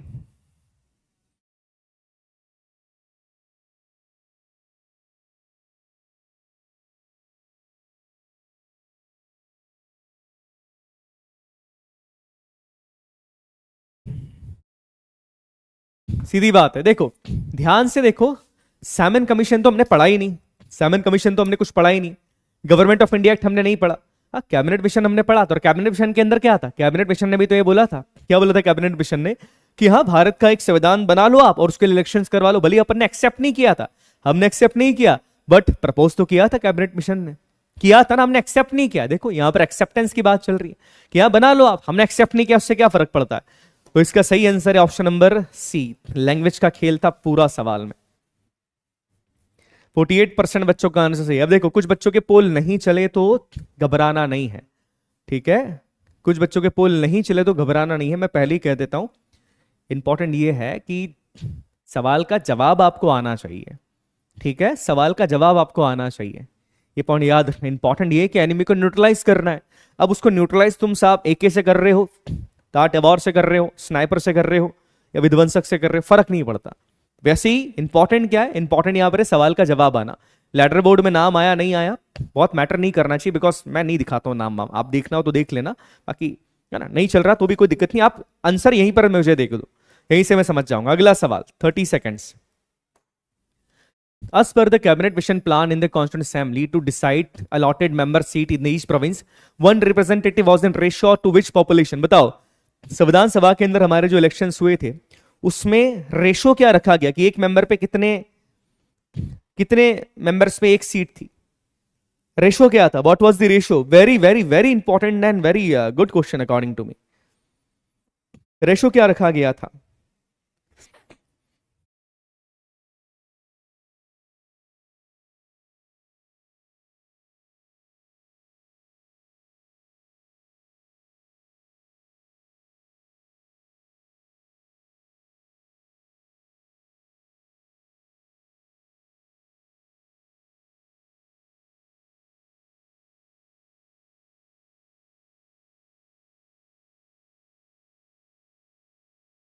बिल्कुल सही। देखिए सीधी सा 10 लाख पे एक सीट का प्रावधान था, यही चीज थी ना कि 10 लाख की पॉपुलेशन पे एक सीट थी, 10 लाख की पॉपुलेशन पे एक सीट का प्रावधान था, हाँ यही था कि साहब 10 लाख की पॉपुलेशन होगी तो 10 लाख पे एक सीट अपन कर देंगे, मिनिमम था ये। तो option number B is the right answer. कितने बच्चों का आंसर सही है, लेट्स सी। 86.19, अरे वाह बहुत अच्छे, 86.19। चलो ये सवाल मेमोरी आपकी शार्प है तो इस सवाल का जवाब आ जाएगा। Who among the following person was not a member to the cabinet mission? इनमें से कौन कैबिनेट मिशन का मेंबर नहीं था? ध्यान से मेरी बात सुनना, इनमें से कौन कैबिनेट मिशन का मेंबर नहीं था? कैबिनेट मिशन के बारे में बात कर रहे हैं। William Woods, Pethick Lawrence, Stafford Cripps या एवी अलेक्जेंडर? ये एवी है ना, एबी नहीं था, वो एवी अलेक्जेंडर है। इनमें से कौन कैबिनेट मिशन का मेंबर नहीं था? 3 मेंबर्स थे कैबिनेट मिशन में, इनमें से कौन सा मेंबर नहीं है, कैबिनेट मिशन का मेंबर है ही नहीं इनमें से वो?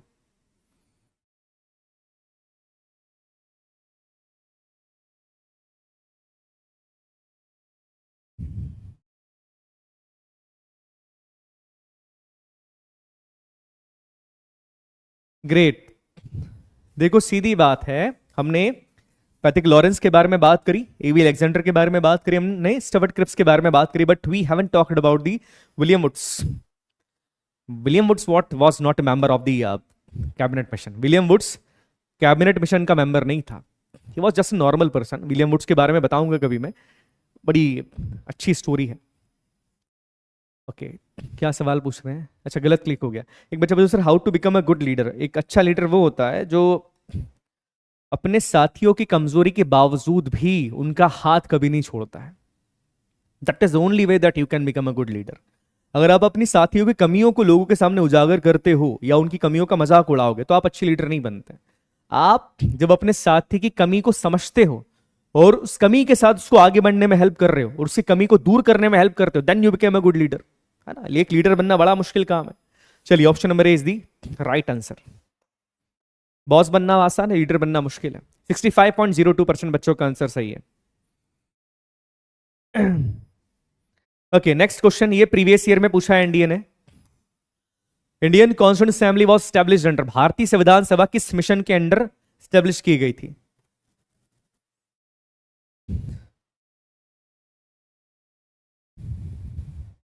अच्छा रॉन्ग क्लिक हो गया, कोई दिक्कत नहीं बेटा, कोई प्रॉब्लम नहीं। Indian constituent assembly was establish under, भारतीय संविधान सभा किसके अंडर स्टैब्लिश की गई थी? Government of India act 1935, Cripps mission 1942, cabinet mission 1946 या इंडियन इंडिपेंडेंस एक्ट। भारत की संविधान सभा किसके कहने पे बनी थी? फाइनली किसके कहने पे बनी थी? सबको आंसर आता है, केवल थोड़ा सा माइंड लगाना है।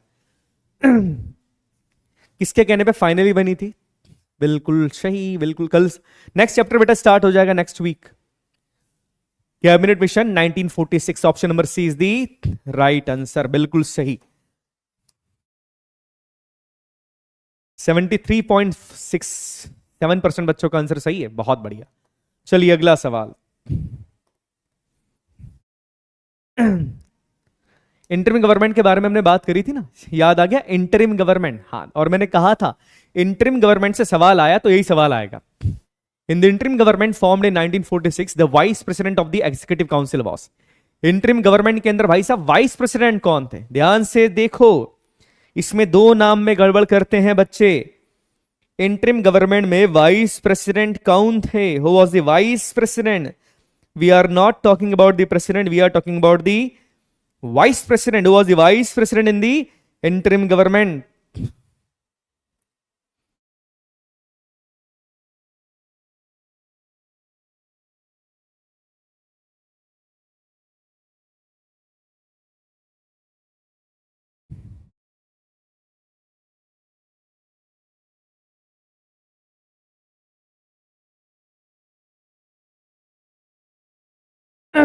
जल्दी देखो, वाइस प्रेसिडेंट की बात करें तो पंडित जवाहरलाल नेहरू जी थे, प्रेसिडेंट नहीं थे वो, ही वॉज द वाइस प्रेसिडेंट, है ना। तो option number A is the right answer, ठीक है। 61.89, मुझे पता था कि ज्यादा गड़बड़ होगी सी राजगोपालाचारी जी में, 14% बच्चों ने गलत कराए। 61.89%। इंटरिम गवर्नमेंट की बात कर रहे थे हम, नॉर्मल गवर्नमेंट नहीं थी। इंटरिम गवर्नमेंट याद आया? हाँ।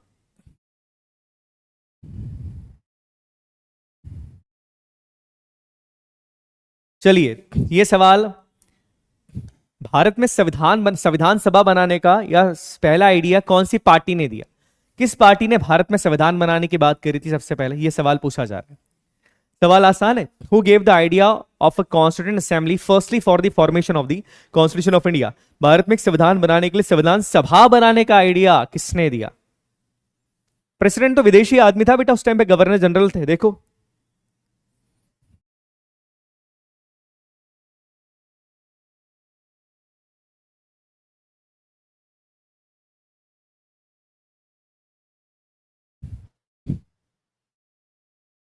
Who gave the idea of a constituent assembly firstly for the formation of the constitution of India? किसने आइडिया दिया था भारत के लिए एक संविधान बनाने का? कौन सी पार्टी थी? See it was the Swaraj party, है ना। दो बार आइडिया दिया था, बताया था मैंने। फर्स्ट वाज द 1924, उसके बाद 1934 में भी बोला था। तो जो पार्टी है it was the Swaraj party. Option number A is the right answer. कितने बच्चों ने सही करा है? 83.55। प्राउड ऑफ यू यार, बहुत बढ़िया, ग्रेट ग्रेट। डिफिकल्ट सवाल चलेगा? कांग्रेस डेट वॉज रॉन्ग, अरे तो सवाल है ना, वो तो सवाल है ना, सवाल में एक ऑप्शन सही, बाकी चार तो तीन तो रॉन्ग ही रहेंगे ना। कांग्रेस डेट रॉन्ग है तो कंफ्यूज करने के लिए ना, ताकि रॉन्ग ही तो बताना है तुमको। हाँ जी। सीधे मौत, अरे वाह, सीधे मौत साहब, लेक्चर देखो पहला, उसमें बताया मैंने कौन प्रेसिडेंट है, डिटेल में बात करिए, चेक करो। दो चेंज हुए थे, बाद में लॉर्ड माउंटबेटन भी बन गए थे, सर्च करो। डिफिकल्ट सवाल चलेगा ना? उसमें 1 मिनट का टाइम ले लेना, ठीक है, 1 मिनट का टाइम लो। स्टेटमेंट का सवाल है और आजकल ऐसे सवाल आ रहे हैं। बताओ, बहुत आसान सवाल है, 1 मिनट का टाइम ले लो चाहो तो। ध्यान से सवाल देखो क्या बोल रहा है, ध्यान से सवाल देखना। स्टेटमेंट का, which of the following statement is are true in relation to the constituent assembly, संविधान सभा के बारे में इनमें से कौन सा स्टेटमेंट ट्रू है ना? एडल्ट सफरेज का मतलब होता है, एडल्ट रेंज का मतलब होता है इलेक्शन। इलेक्शन मतलब आपने और हमने जाके वोट दिया, इसका मतलब ये होता है। चलो, पहला स्टेटमेंट है, assembly was based on the adult suffrage, मतलब संविधान सभा के अंदर जितने भी मेंबर्स थे सब चुन के आए थे, सारे members. The assembly was a result of the direct election, कि भैया संविधान सभा के लिए डायरेक्ट इलेक्शन हुए थे। Assembly was a multi party body, कि असेंबली में बहुत सारी पार्टीज थी, एक ही पार्टी नहीं थी।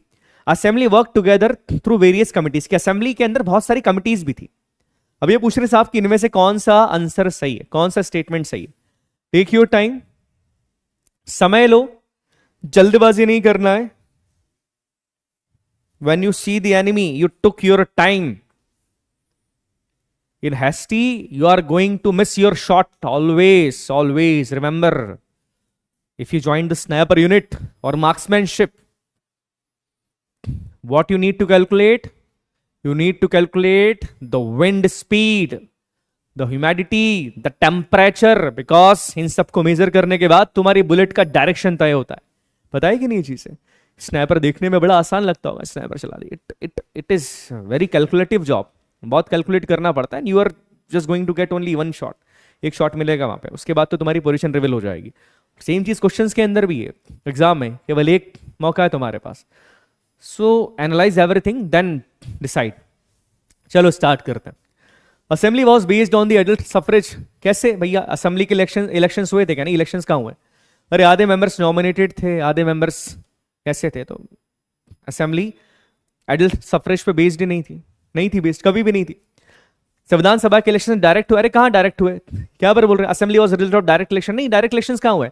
अरे नॉमिनेटेड मेंबर्स भी थे और जो इलेक्टेड मेंबर्स थे उनके इलेक्शंस भी इनडायरेक्ट हुए थे।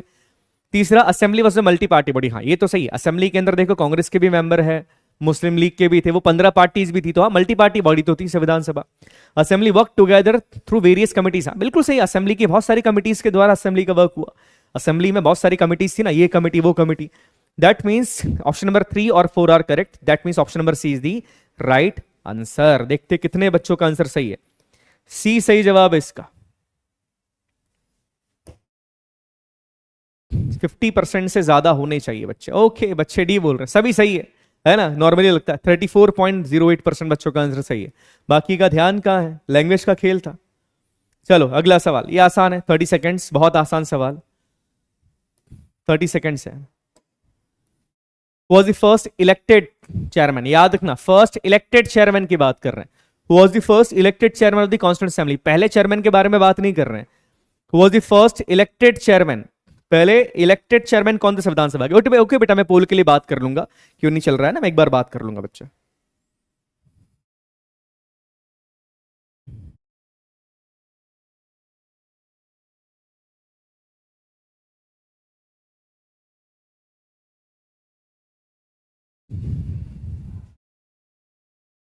Was the first elected chairman, कौन थे?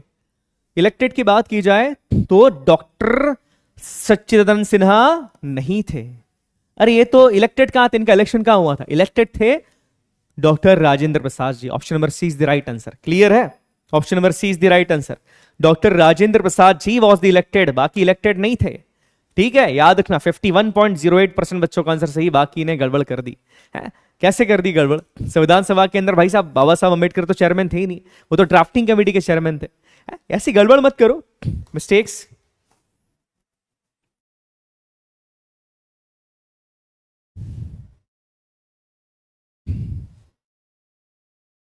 ये सवाल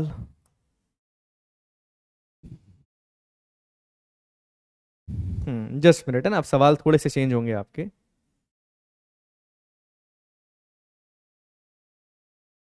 ओके, ये तो पुराने हैं।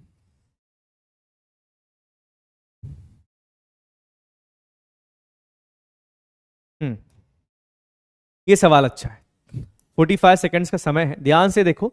चारों स्टेट्समेंट्स को ध्यान से पढ़ना, बहुत आसान सवाल है, बहुत ही आसान सवाल है। सवाल डिफिकल्ट नहीं है, बहुत आसान है। एक स्टेटमेंट ऐसा जो कि कहीं से कहीं तक ट्रूथ है ही नहीं, बाकी सारे स्टेटमेंट तुमको कंफ्यूज करने के लिए दिए हैं। ये क्यों दिए? तुमको कंफ्यूज करने के लिए कि तुम बहुत कंफ्यूज हो जाओ, लगे कि यार इतना डिफिकल्ट चीज आ रही है।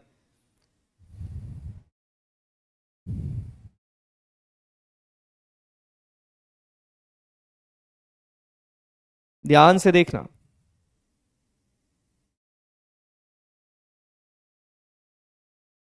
एक statement,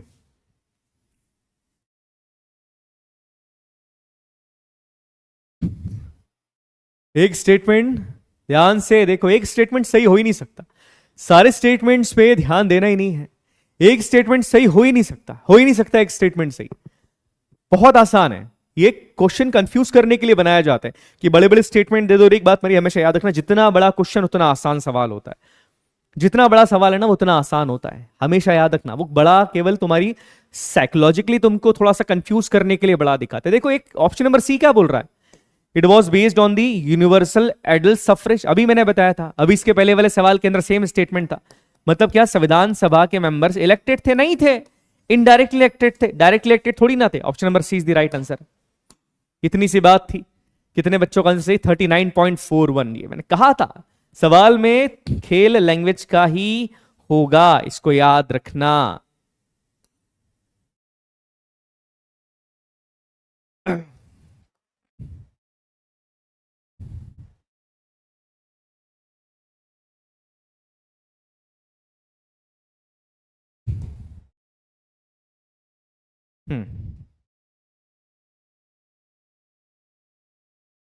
who was the first elected chairman? अच्छा ये तो हो गया ना, हो गया है, चलो फिर भी बता दो।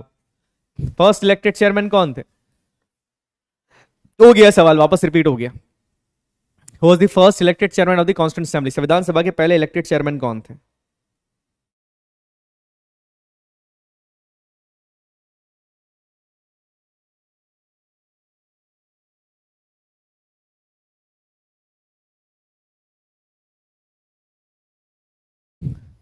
है ना, हो गया है, तो हमने भी करा था। Option number C, doctor Rajendra Prasad ji. अब तो सबका सही आना चाहिए, अभी भी 91। ये पता नहीं बच्चे क्या कर रहे हैं आके। चलिए, यस। अब ये सवाल भी एनडीए का प्रीवियस ईयर क्वेश्चन है, एनडीए का पीवाई क्यू। देखिए क्या पूछा गया इसके अंदर, who chair the first meeting of the constituent assembly? संविधान सभा की पहली मीटिंग को किसने लीड किया? सवाल समझना, सवाल सेम है। सवाल के अंदर केवल पूछने का तरीका, बेटा पोल नहीं चल रहा, मैं बात कर लूंगा इसके बारे में। अभी ये देखो सवाल का जवाब तुमको आ रहा है कि नहीं आ रहा है। सेकंड ऑप्शन कौन सा था? सेकंड ऑप्शन कुछ नहीं, उसमें क्या था सेकंड ऑप्शन के अंदर?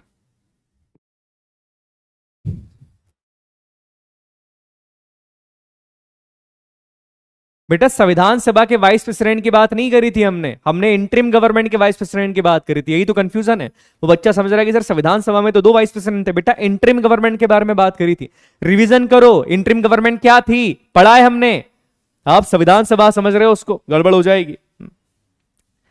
हाँ जी, कौन थे? देखो पहली मीटिंग को चेयर करने वाले थे doctor Sachchidanand Sinha ji. He was the person, है टेम्पररी थे। और पहली मीटिंग की बात होगी तो option number C is the right answer. 77.73% बच्चों का आंसर सही है। बहुत बढ़िया, बहुत बढ़िया, बहुत ही बढ़िया। ये भी सेम क्वेश्चन है, पूछने का तरीका देखो, सेम क्वेश्चन है, बस पूछने का तरीका जो है वो चेंज हो जाता है, ये चीज है।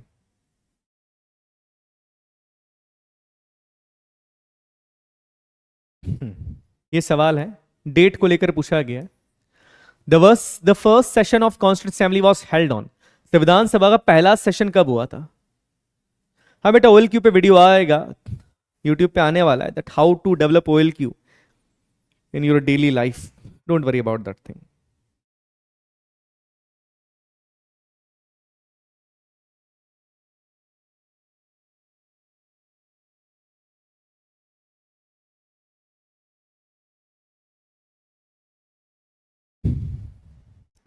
आसान। फर्स्ट सेशन हुआ था 9 दिसंबर 1946 को, हमने देखा पहला सेशन 9 दिसंबर 1946 को हुआ था। सी कहां से आ गया? सी कैसे आ सकता है मेरे भाई? Option number A is the right answer.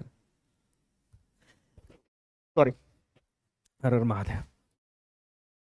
हाँ जी, 89.18% बच्चों का आंसर यहां पर सही है। बहुत बढ़िया, बहुत बढ़िया। चलिए अगला सवाल।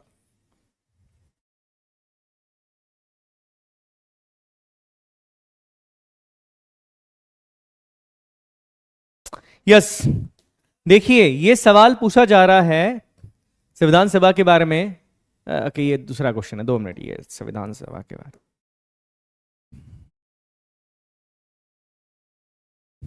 यस, ये सवाल का जवाब दो। सवाल आसान है, पूछने का तरीका चेंज है, केवल पूछने का तरीका चेंज है। और ये सवाल जुड़ा है ऑब्जेक्टिव रेजोल्यूशन से। ऑब्जेक्टिव रेजोल्यूशन जो तीसरी मीटिंग के अंदर प्रेजेंट किया था, ये उससे जुड़ा हुआ है। उस टाइम पर मैंने बताया भी था कि साहब ये प्रियम्बल इसका ब्लूप्रिंट था। सवाल क्या है? Who propose the preamble before the drafting committee to the constitution. की ड्राफ्टिंग कमिटी ने प्रियम्बल प्रपोज करी, ड्राफ्टिंग कमिटी से पहले प्रियम्बल किसने प्रपोज कर दी थी? संविधान सभा के सामने। संविधान सभा के सामने प्रियम्बल ड्राफ्टिंग कमेटी से पहले किसने प्रपोज कर दी थी? सवाल समझो, बी आंसर पूछा ही नहीं, उसमें ड्राफ्टिंग कमेटी के बारे में थोड़ी पूछ रहे हूं propose the preamble before the drafting committee. Drafting committee के पहले प्रियम्बल किसने प्रपोज कर दी थी संविधान सभा के सामने? फिर भी मैंने तो पूरा बता दिया, फिर भी आंसर गलत क्यों आ रहा है? अरे तीसरी मीटिंग कब होती है? 13 दिसंबर 1946 को संविधान सभा की तीसरी मीटिंग होती है। उस दिन क्या होता है? उस दिन पंडित जवाहरलाल नेहरू जी एक रेजोल्यूशन पास करते हैं, that is the objective resolution present करते हैं। वो ऑब्जेक्टिव रेजोल्यूशन क्या था? उस टाइम पर भी बताया था कि हमारी जो प्रियम्बल है वो ऑब्जेक्टिव रेजोल्यूशन का ही मॉडर्न फॉर्म है। तो option number A is the right answer, Pandit Jawaharlal Nehru ji. 57.98% बच्चों का आंसर सही है। देखो याद रखना, पूरा खेल लैंग्वेज का होगा, ठीक है? चलो अब ये सवाल ध्यान से पढ़ना, ठीक है? मैं कुछ नहीं बोलूंगा इस सवाल के अंदर, ध्यान से पढ़ो। ओके, ये वाला सवाल नहीं, जस्ट मिनट, इसको तो कैंसिल करो, इसको कैंसिल करते हैं, ठीक है? सवाल दूसरा है, ये नहीं है। जस्ट मिनट, ये सवाल कहां से आ गया? ये सवाल आपके लिए नहीं है।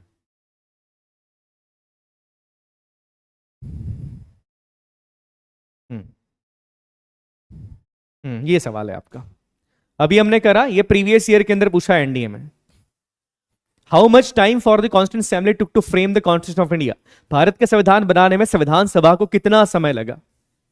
भारत का संविधान बनाने में हमारे देश की संविधान सभा को कितना समय लगा? कितना समय लगा पूछ रहे हैं भैया। 1 दिन, 2 दिन, कितने दिन लगे?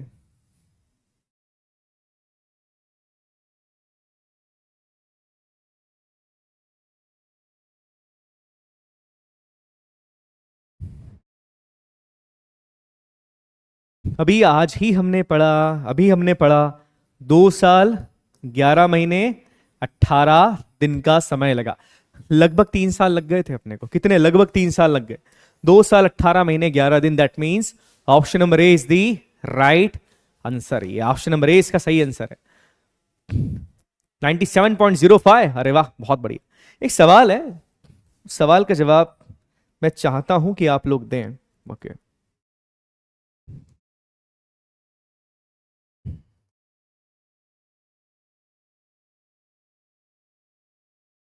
ये सवाल का जवाब देना जरा, 30 सेकेंड्स। मैं कुछ नहीं बोल रहा हूं, सिर्फ एक चीज बोलूंगा, सवाल को ध्यान से पढ़ लेना। हिंट ये है कि सवाल को ध्यान से पढ़ लेना। ये एनडीए ने पूछा था, सवाल को ध्यान से पढ़ लेना एक बार। अब मैं कुछ नहीं बोलूंगा, जब समय खत्म हो जाएगा ना उसके बाद ही मैं आऊंगा। नहीं बेटा, स्वराज पार्टी ने 1934 में संविधान सभा की भी डिमांड करी थी। मैंने बताया था ना, स्वराज पार्टी ने 2 बार डिमांड करी है। 1924 में संविधान की, 1934 में स्वराज संविधान सभा की डिमांड करी उसने। दोनों बताया मैंने, देखो दोनों डेट्स लिखवाई है ना, तो कंफ्यूज नहीं होना है।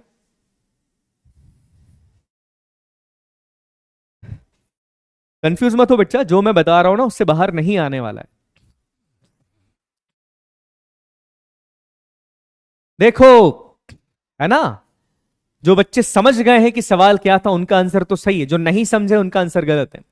यहां पर पूछा है, the drafting committee of the constitution assembly under doctor Bhimrao Ambedkar had how many other members?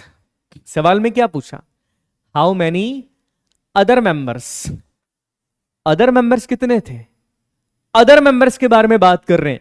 एक तो चेयरमैन थे बाबा साहब, अदर मेंबर्स कितने थे, अदर मेंबर्स थे 6।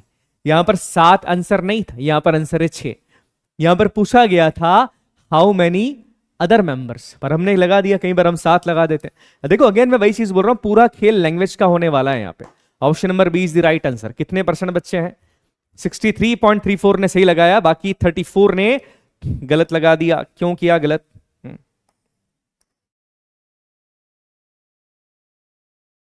चलो ये सवाल, ये सवाल देखो, हालांकि मैं उम्मीद थोड़ी कम कर रहा हूं आपसे कि सवाल का जवाब दे पाओगे, बिकॉज ये अपन ने आज ही पढ़ा है और मेंबर्स के बारे में है ड्राफ्टिंग कमेटी के। अब मेंबर्स रिमूव याद हुए नहीं हुए, बट एक मेंबर को तो मैंने बोला था कि इनका नाम तो याद रखना, तो एटलीस्ट उनको मत लगाना। अगर उनको नहीं लगाया तो सवाल समझ में आ जाएगा।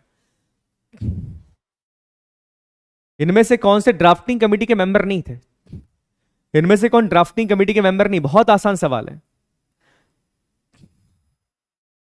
कौन डाइड हो गया, तो उनकी जगह दूसरे भी तो आ गए थे, यशजीत हैं।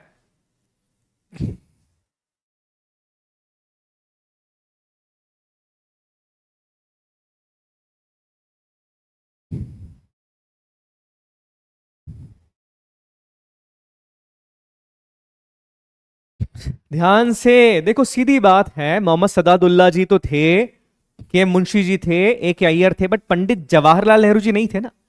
पंडित जवाहरलाल नेहरू जी कहां से आ गए? Option number D is the right answer. ठीक है, याद रखना, पंडित जवाहरलाल नेहरू जी नहीं थे। 77.06% बच्चों का आंसर सही है। चलो देख लो ब्लैटर बोर्ड, किसके कितने सही गए, क्या हुआ। फोटो वोटो खींचना है तो खींच लो, है ना। मैं देखो, मैं सभी ने आंसर दिए हैं, सभी को बधाइयां।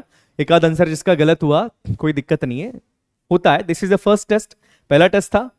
अगर इसमें 10 क्वेश्चन भी तुम्हारे बने, याद रखना 10 क्वेश्चन भी बने मतलब पढ़ाई ठीक चल रही है। बहुत अच्छी तो नहीं बोलूंगा, बट 10 क्वेश्चन भी बने मतलब पढ़ाई ठीक चल रही है। सर जो डाइड हो गए वो भी मेंबर होंगे? क्यों नहीं, वो कहां से मेंबर होंगे भैया, उनकी जगह दूसरे आ गए ना। कैसी, देखो क्या है, इनलॉजिकल चीजें थोड़ा सा गड़बड़ हो जाती है। हाँ, ठीक है, चलो क्लियर हो गया, ठीक है।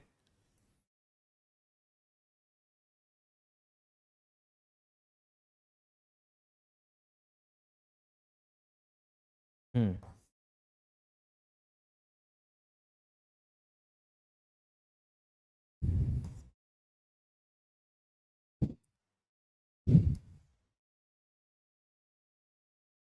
रिवीजन करना, ये चैप्टर आपका कंप्लीट हो गया एक। और इसमें कोई डाउट हो तो डाउट पूछ लेना डाउट बॉक्स के अंदर, मैं सवालों का जवाब दे दूंगा ना। मैं ही डाउट बॉक्स को हैंडल करता हूँ। Let's see. चलो, this is the group for SSB, join करना चाहो तो कर सकते हो। Majorly it's for the SSB history polity. If you want to join you can join it. कोई समस्या का है तो समस्या भी पूछ सकते हैं। चलिए, क्लियर हो गया, 5 ही बने, कोई दिक्कत नहीं है, कोई दिक्कत नहीं है। हाँ, इतने सारे क्वेश्चंस वो आपके लिए नहीं थे बच्चा, है ना। उसमें कुछ सीडीएस के सवाल भी हैं, वो आपके नहीं। एनडी और सीडीएस के सवाल में डिफरेंस होता है।